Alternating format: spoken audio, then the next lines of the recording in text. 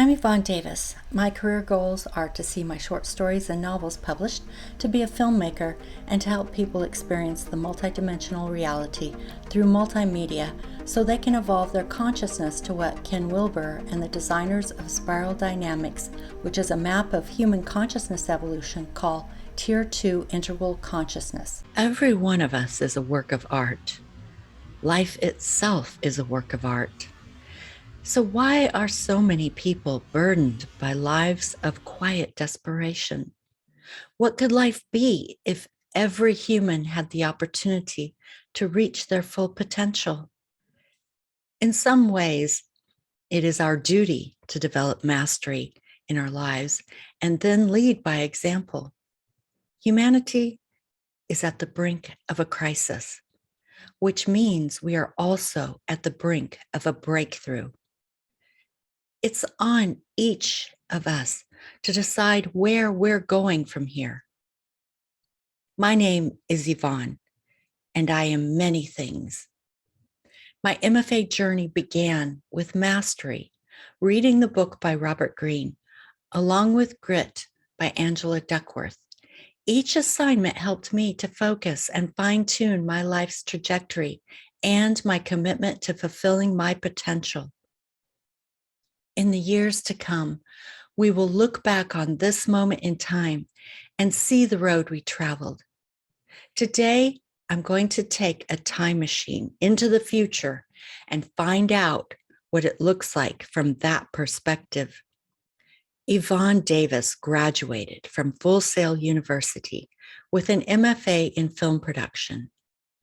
In 2022, even before she graduated, she signed with a literary agent who found a publisher for her novel, VR, and the rest was history. Now a #1 New York Times bestseller, this science fiction series tells the story of an apocalyptic future where humans live in a virtual reality. In the attic of her home, deep in the forested mountains of Colorado, we found an old trunk filled with her journals where she wrote her long-term and short-term goals all the way back in November 2021. In her journal, she wrote, "My overarching long-term career goal is that I will make my living as a self-employed creative entrepreneur, publishing short stories and book-length projects, including my novel, VR, and producing films, videos, and documentaries." On the next page, she wrote her short-term goals, which she would accomplish in 2022. She wrote, "Obtain an agent to represent my novel, VR, with traditional publishers. Build my YouTube channel to at least 10,000 subscribers. And produce a short film or documentary that I can submit to a film festival." One of the things I had to really work with in my life was finding a way to deal with these issues. And I found that when I was doing work that I enjoyed, I was much less likely to suffer from depression or addiction or, well, it's also a way to deal with my ADD because I talked about how the two of the 7 deadly realities that I've had to deal with are boredom and flightiness because I like a lot of novelty. So I found that if I can do work that I really enjoy and that's creative and brings in a lot of novelty, fun, play, creativity, excitement, adventure, then I don't have these problems. So, I'd much rather struggle with my addiction to Netflix than an addiction to some, other stronger controlled substance. So this is my solution. And hopefully, I can contribute something meaningful.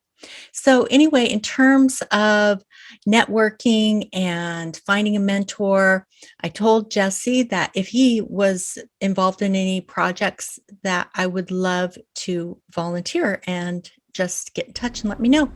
Well, he did invite me to work as his second AC, which all of this is so new to me because even though I do YouTube, the things that he was doing were completely new to me. So he showed me how to set up his camera.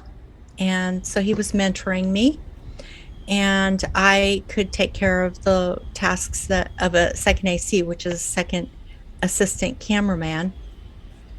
I did the slate, and I made sure that the gear was safe.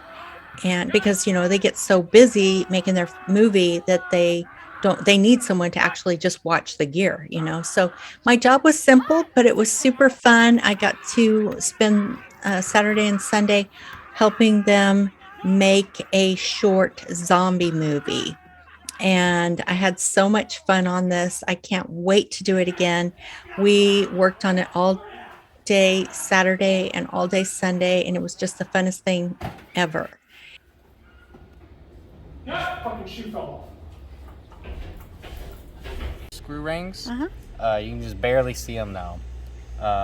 This right here, this number where it has a little circle then a line through it, 55, that is your ND filter size. So if you ever need to buy like a filter for any kind of lens, look at that little number right there, and that's what you look up. Okay. And that's what you go off of. Sadly, I don't have a 55. That's why I wanted to look. I have a 49, which is what I believe our little Sonys take. One of my goals is to get an agent for my novel VR. I also use this book, Guide to Literary Agents, to find agents to query and writers' conferences to attend. I also want to learn more about social media promotion. So I bought a couple of books about Instagram marketing.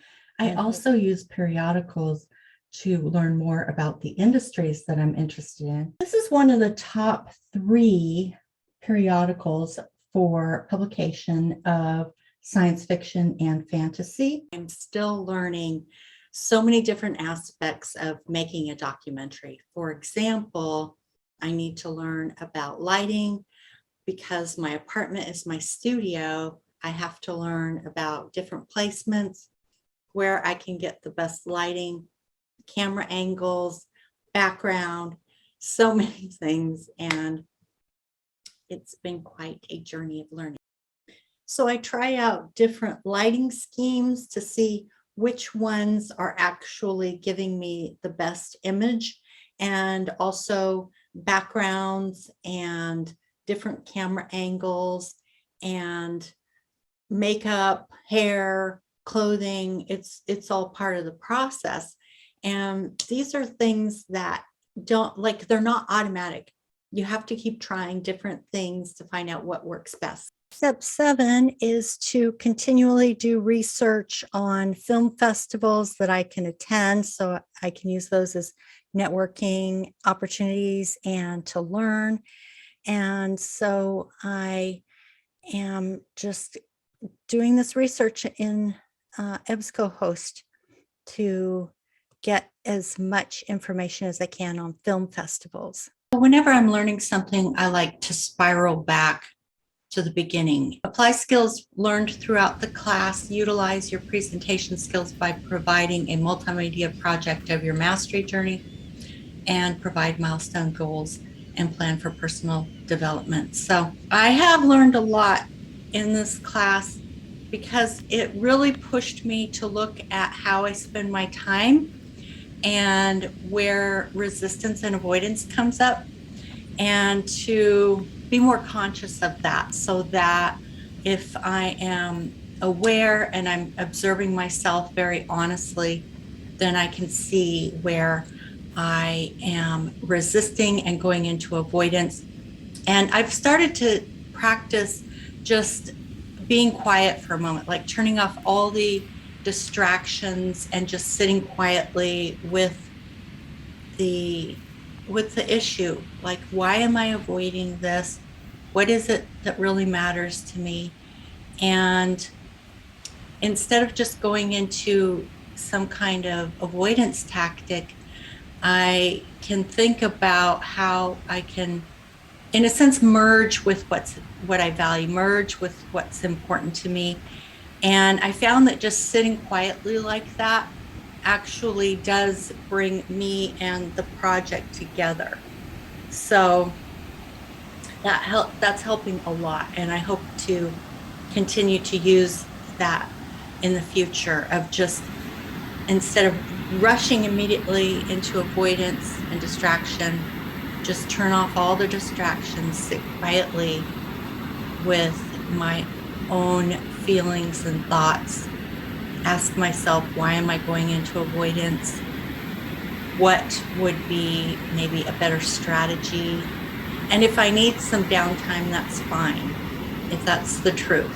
But if I'm avoiding for some other reason, then just sitting quietly with it and thinking about why it matters to me helps to bring it like more into my heart and mind, so that I feel safe with it. Maybe that's it.